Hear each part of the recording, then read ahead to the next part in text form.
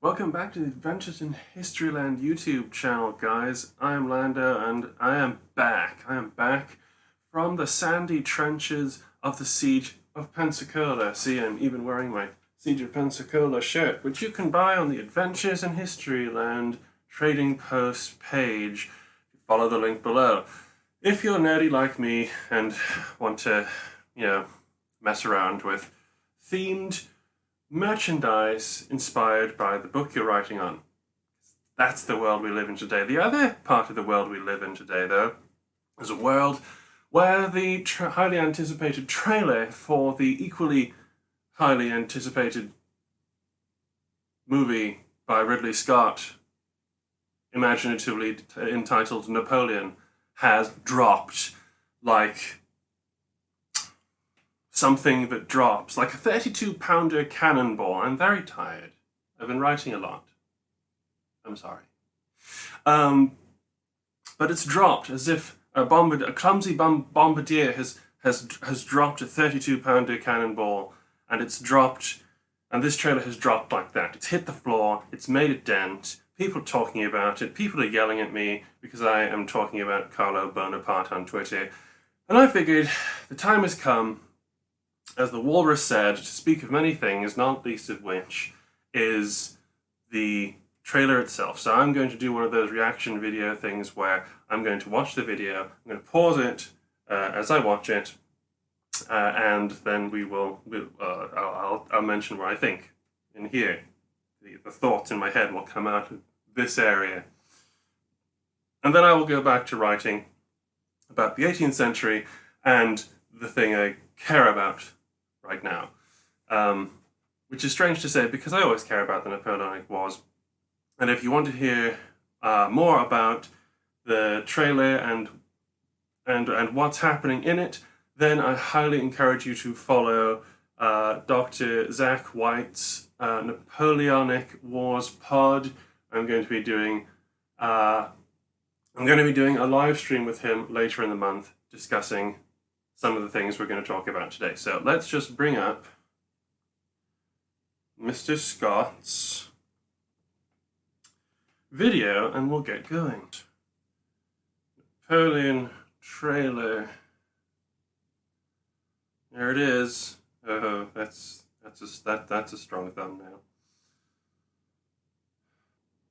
There we have it, and we're all ready to ride the coattails of whatever media storm has just occurred online in the hopes that my channel gets better views.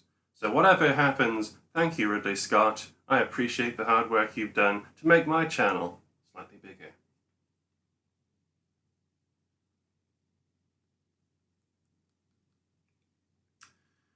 Okay, let us begin. Pressing play.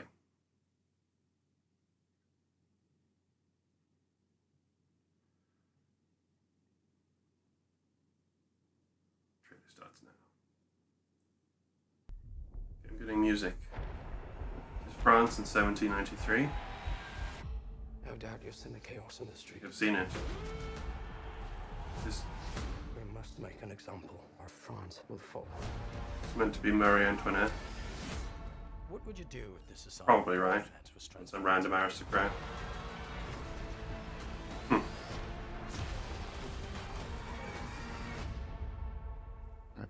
With a grape shot. Okay, pausing. That was very well done. That cut between the guillotine and the famous whiff of grape shot that was used to disperse the Paris mob that was threatening the government at the time. That was nicely done because it shows Napoleon not as a revolutionary, but a bringer of order and defender of the government, which is very much what he was seen as at the beginning of his career. I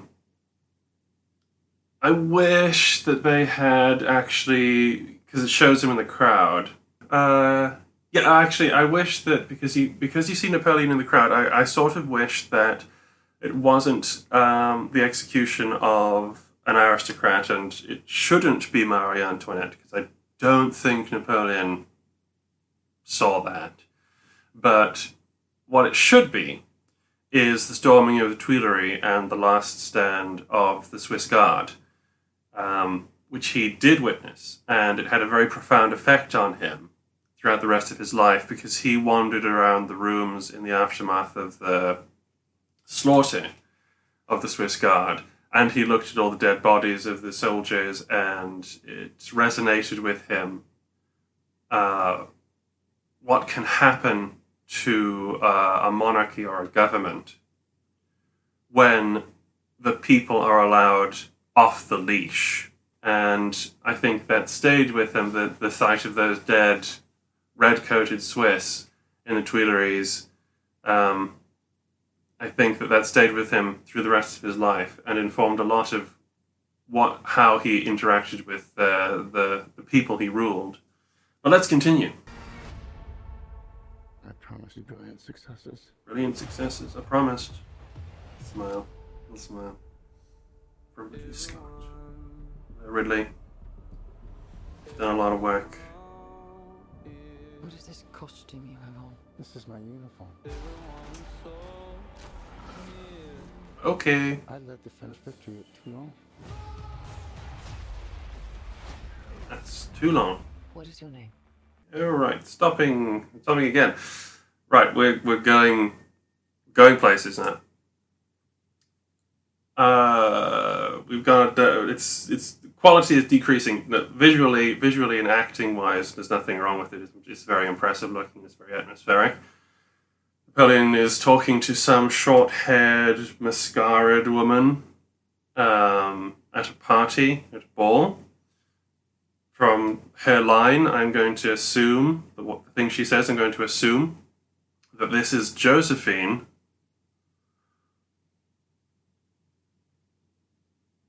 And the less we say about that, the better, because I don't know what's going on with the short hair and the eyeliner and stuff, but she asks him, asking him who he is and what costume he's wearing, suggests they're at a costume party. And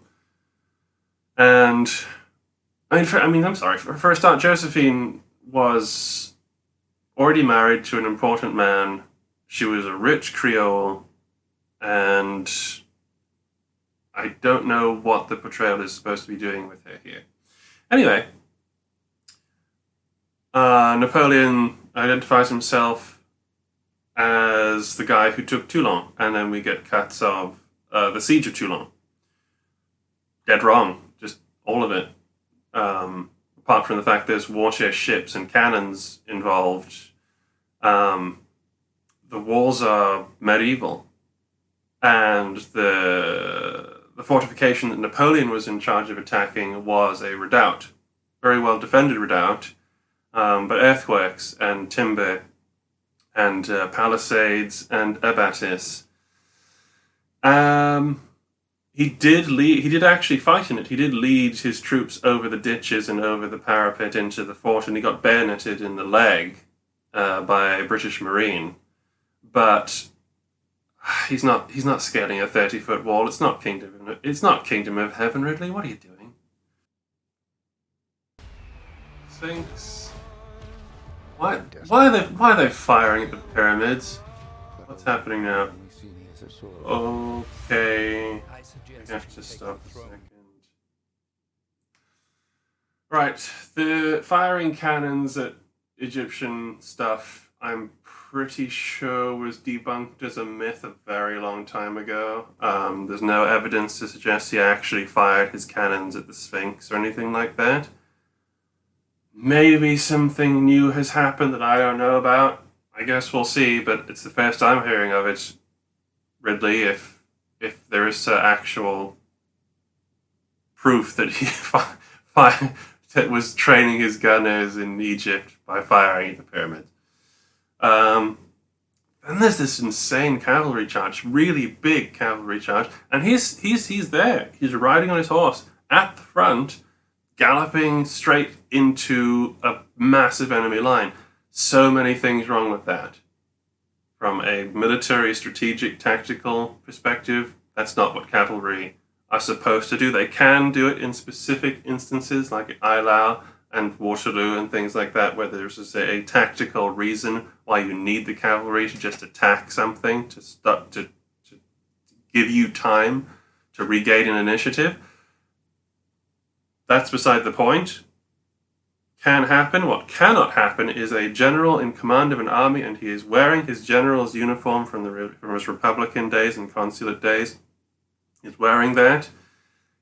He is not Alexander the Great. He's not charging at the head of his troops into an enemy battle line. He did that at Toulon when he was a low-ranked artillery officer. You're supposed to do that when you're field rank and above. Generals do it too if they're general de division, if you're cavalryman. He wasn't a cavalryman. He is a general in command of an army in the late 18th century, early 19th century. Napoleon knew the responsibilities of a general, and that is not to get shot off your horse or get your horse shot, break your leg, and get bayoneted by a bunch of angry Austrians. That's absurd. Just bear that in mind. Moving on, we have a little shot of what I presume is his return, because he's wearing his 1815 getup before 100 days, and that is where Joaquin Phoenix looks the best, is when he's older. And then we have a shot of someone saying that he should become king. Maybe this is, I don't know, maybe this is Talleyrand, maybe this is someone else. He's obviously a statesman of some sort. And he's talking to Napoleon when he's wearing his red consul's uniform. So that's pre the Brumaire. King. Now we have the coup.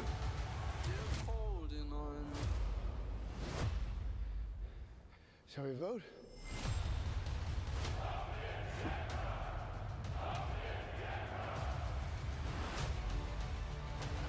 Okay. Pausing again. You've got the idea of him. It's cool, but it's the idea of him being asked, being sort of approached to be emperor. A lot of people think that he just sort of did it himself, that it was his idea, that it was his ambition. There was a will to find a new government and to put someone in charge of it as a constitutional monarch, as this was seen as one of the most stable ways that the country could go. And Napoleon, having taken power, was the guy in question that they decided upon, or what, he was the one they were left with at the very least. Then you get a shot. Then we get some shots of the consular guards storming the chamber in the coup of Brumaire, and you have a kind of an epic line. You have Napoleon sort of saying, "Shall we vote on whether I'm in charge or not?"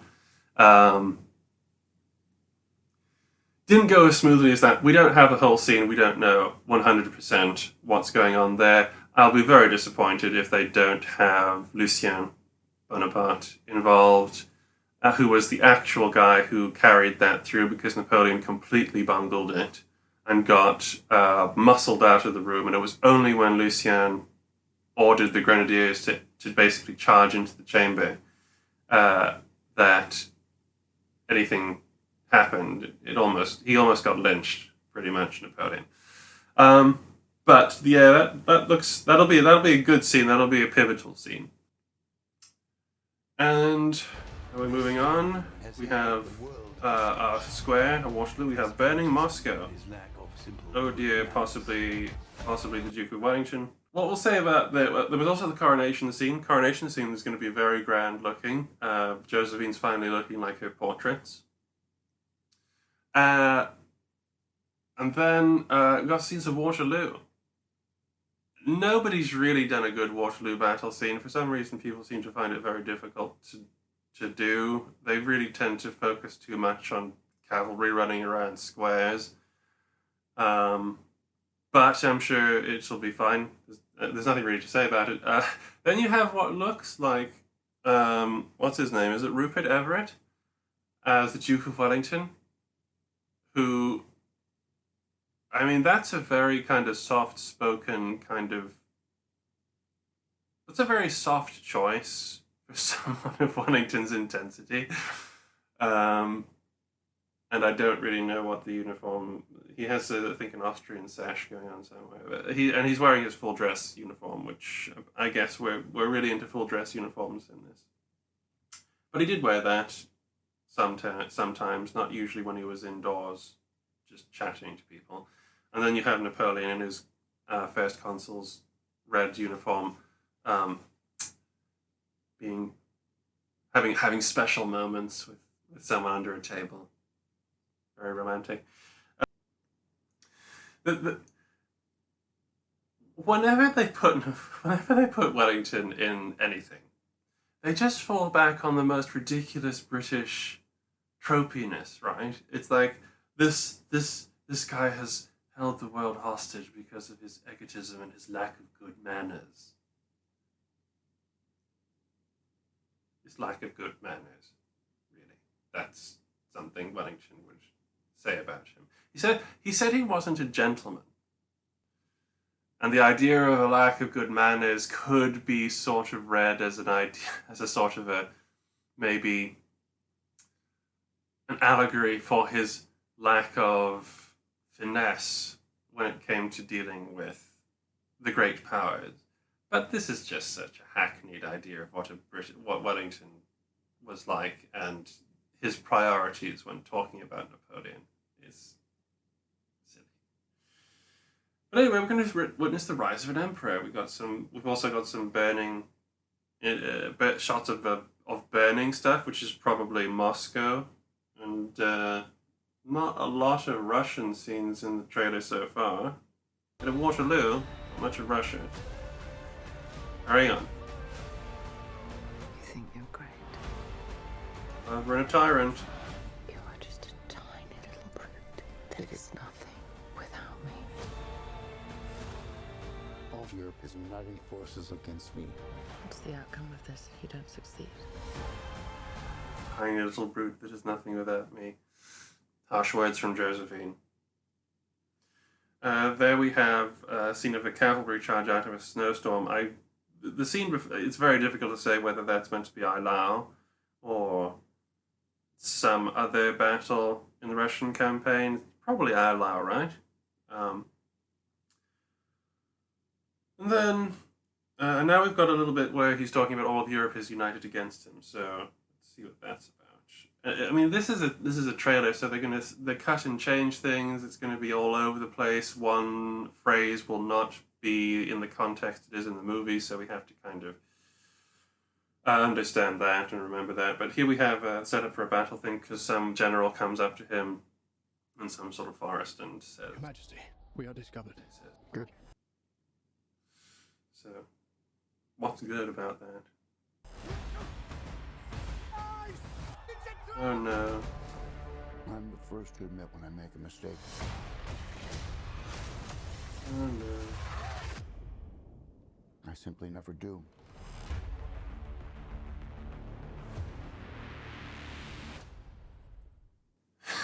Okay. The last scene reveals itself quite quickly to be Ridley Scott's fever dream of the Battle of Austerlitz. As has been said on Twitter by Alexander Mikaberedze, and as he said in the interview that we did about Kutuzov, the idea of the Austrian and Allied army drowning en masse in the ponds, frozen ponds during the Battle of Austerlitz is a myth. And it certainly didn't happen as a grand ambush where Napoleon has covered up his artillery with tents and is standing in some random forest above possibly the enemy camp to lure them over onto the frozen water and then to fire his cannons into the ice. That's just complete fiction. I mean, it's a great sort of cinema, I guess. Very easy to read, but nothing to do with the Battle of Austerlitz. Okay, well, that's the end of the trailer. Wow. Okay, okay, we need to wrap this up then. The tagline for this is that he came from nothing and conquered everything. That in itself tells you a lot about what this movie is going to do. It is going to take small seeds, small germs of the real story of Napoleon. It's going to be quite nuanced, which is good. Napoleon is not being portrayed in the trailer as being the good guy necessarily, but it's going to blow everything into this larger scale, into this epic scale, into this theatrical scale, and that's fine. Nothing wrong with that. That is cinema. That's the nature of what this is. But in understanding that everything's going to be blown out of proportion, as an example, he came from nothing. He didn't come from nothing. He came from low Corsican nobility, sort of gentry. His father Carlo was a lawyer and a diplomat. He has a very fine painting. Portrait painted of him wearing a silk suit and lace. He's wearing a wig. He's obviously a gentleman. This is one of the things that the people who mocked him in the Allied nations got wrong. He didn't come from nowhere. He actually had a fairly decent background. He had a family. They had a big house. He spent most of his early life trying to correct the terrible financial mistakes that his father had made, and I doubt they're going to go into anything about his really early life where he was where he fought for Corsican independence, but that was also a part of his early life. He didn't come from nowhere. He was somebody. You don't get into the academy at Angers without your family having some contacts. And yeah, he was bullied at that institution by people of better blood. He wasn't the highest in the land or anything like that, but he was capable of obtaining a commission in the Royal Army, which required you to either have had a very long service record or enough breeding that you could be classed as a gentleman. So he didn't come from nowhere. Did he conquer everything? No, he didn't conquer everything. He didn't conquer Syria, and he didn't conquer Russia. He didn't conquer Portugal. He briefly conquered Spain. But he did conquer a lot. So you can see just from the tagline what's going to be happening in the movie. And I think it's going to be a very important movie. I think it's going to be good for history in general, because these sorts of movies, though they do spin the most absurd myths, such as the material visuals that I was talking about there, like, there's no reason why a movie of this size, scale, and expense cannot stick to the record of what the redoubt at Toulon looked like, about a general not charging into a battle line at the head of his cavalry, about not firing cannons at the pyramids like you're a complete joke, and paying attention to what actually happened at his most famous and most accomplished victory, Austerlitz. It wasn't just a cheap trick to get people to fall into the ice. He used proper psychology and brilliant use of timing and ground to win that battle, completely taking advantage of the disunity in the enemy camp. The thing with the ponds wasn't even a thing if it really even happened until after the actual battle was over. Anyway, it's going to be big, is going to be brassy. It's going to be epic. I think a lot of people will enjoy it. A lot of people will have questions after watching it. And I encourage you, if you are coming to this video having watched it or the trailer, to go and ask those questions, go and get involved with the history community online. They'll be more than happy to help you out or argue with you if you've already formed an opinion. Thank you for watching. Please like and subscribe if you got this far. Please stay tuned to the channel for more updates. And now I am going back to the Siege of Pensacola, which hopefully will be a book that some of you will have in your hands by the end of the year. Thank you for watching, and I'll see you again for another adventure in Historyland the next time.